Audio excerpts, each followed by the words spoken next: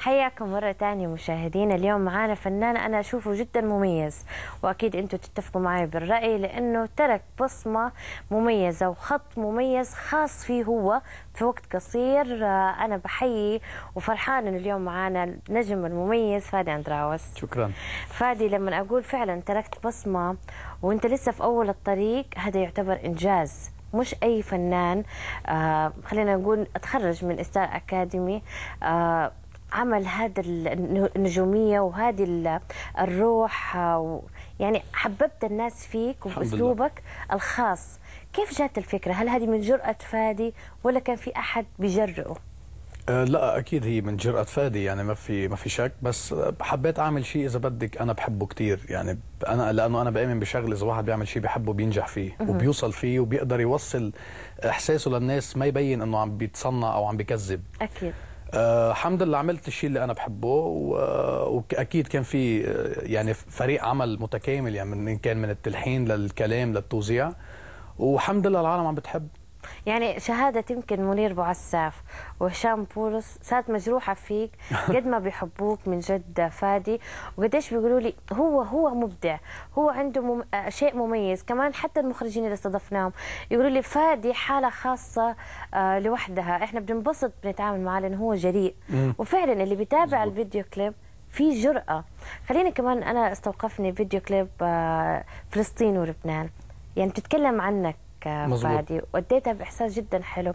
كيف الفكره لقيتها وكيف لقيت انك جسدت الدور من خلال الفيديو كليب؟ انت ايش حسيت وقت الاغنيه؟ وقت الاغنيه كانت كلها عن فلسطين. فاجتمعت انا وهشام بولس، وجه له تحيه اكيد. قلت له لهشام انه اذا بنعمل شيء بيجمع البلدين يلي هن اذا بدك لبنان يلي انا بنتمي لهم، يعني بذات الوقت بتكون فكره حلوه، بتكون جديده. حب الفكره كثير، ومنير بوعساف كمان وجه له تحيه، كمان حب الفكره كثير. فعملنا الاغنيه.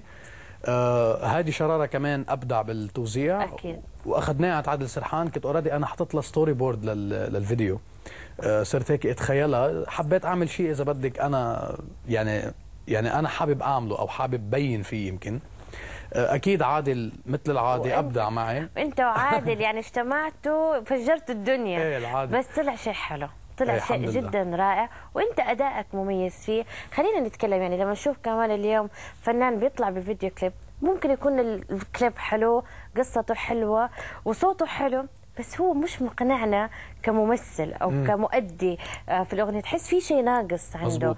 انت جماعة، يعني انت فنان شامل، لانه اللي ما يعرف انه فادي ممثل اليوم حيعرف اكيد، لانه ابدعت فيه. يعني الناس يمكن تفكر انه والله فادي ممثل عشان في الفيديو كليب، لكن انت ممثل فعلا. هل هذا ساعدك؟ هذا هو اللي خلى وجودك في الفيديو كليب حضوره قوي فادي؟ اكيد بتساعد، ما في شك انه ما بتساعد.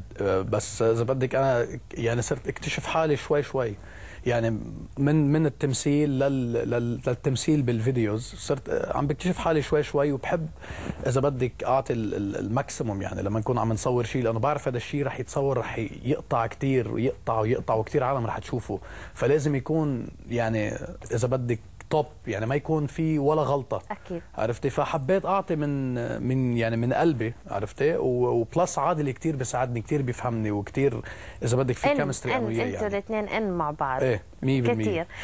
كمان فادي اليوم خلينا نقول انه مش بس، خلينا يعني نروح لجانب التمثيل دائما نتطرقنا عليه. اليوم كنت يمكن بتكلم مع منير بوعساف من خلال وجوده معنا في عيشوا معنا، كنت بقول له انه قد ايش توصلنا الكلمه بشكل سريع لما تكون اغنيه حلوه، بخلاف لما يكون ممثل لبناني طالع في مسلسل ما بيوصلنا. يعني مثلا يمكن انا احب فادي اكثر كمغني وكلمته بتوصلني اسرع، غير هل هذا بسبب الحوار، بسبب الطريقه؟ ايش هو السبب؟ يعني ليش النكهه بتكون مختلفه مع انه شخص واحد؟ مش قصة تكون مختلفة، بس قصة انه يمكن اذا بدك يعني في عالم بتحب، يعني انتبه، ما في حدا كل العالم رح تحبه، وما في حدا كل العالم رح تكرهه، يعني اللي بحبوه هيك رح يحبوه هيك. لا انا بتكلم على اللغة الشكسبيرية.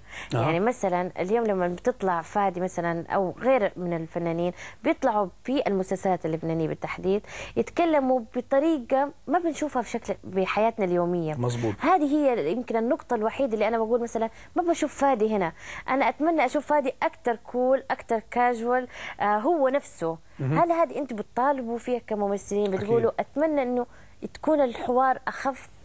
مش قصة منطالب فيها كممثلين، بس قصة انه كيف الحوار بيكون، النص بيكون مكتوب. اذا بدك الكاتب بيعطيه حرية التصرف للممثل، انه اعطيني المضمون هو ذاته، بس اذا بدك على طريقتك. حلو. عرفتي شو قصدي؟ هذا اللي تتمناه فادي. ايه، انا على طول بفضل يكون على طريقتي، يعني بفضل، لانه اذا بدك ببين يعني فيها. انت في مطارح بتبين من خلال اكيد مسلسلاتك، انه بحس انه فادي هنا هو اللي اداني من عنده، هذه كمان تيجي من عند الممثل وانه يفرضها على انا بحب، لانه اذا بدك بصير مرتاح اكثر انا عم بمثلها. حلو. للمشهد اذا كنت الكلام اللي عم بستعمله كلام انا عاده بستعمله. اكيد وهذا الاضبط طبيعي اكثر يعني. فعلا فلسطين ولبنان زي ما قلت اخذت ضجه كبيره وانا كثير حبيتها، خلينا نرجع نشوفها سوا. فادي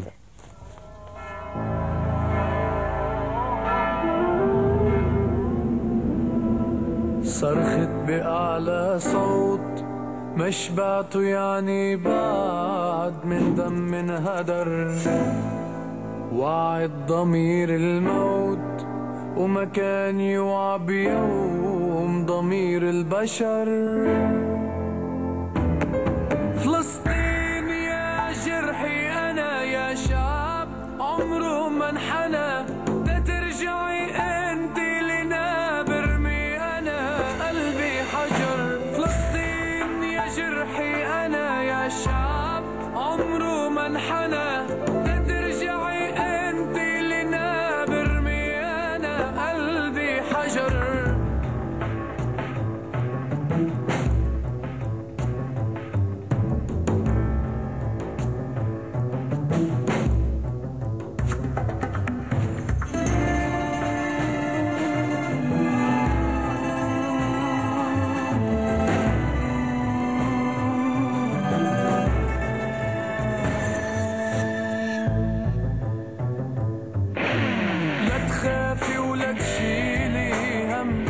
ظالم عم يأذي